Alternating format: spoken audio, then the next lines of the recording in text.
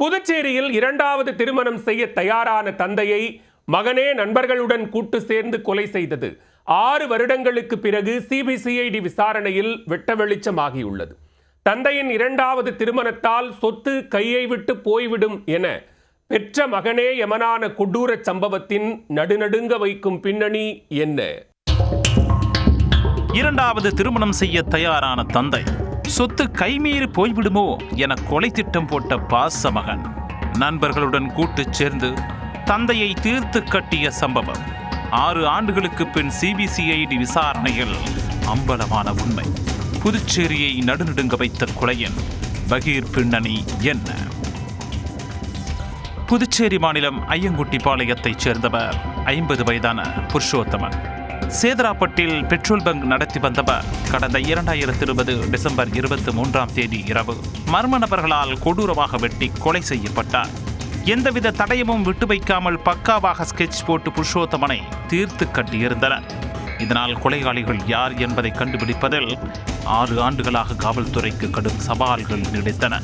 வழக்கில் எந்தவித துப்பும் சிக்கவில்லை என கூறி விசாரணை தொய்வடைய இந்த வழக்கு சிபிசிஐடி ஆய்வாளர் பாபுஜி தலைமையிலான தனிப்படைக்கு மாற்றப்பட்டது.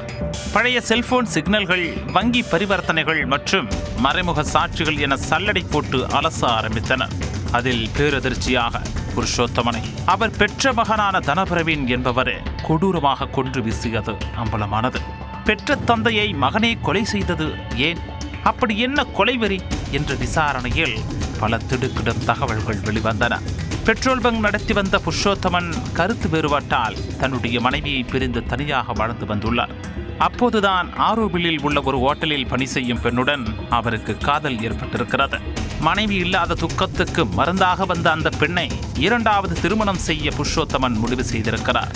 இறுதியில் அதுதான் அவரது உயிருக்கு யமனாகவும் மாற காரணமானது.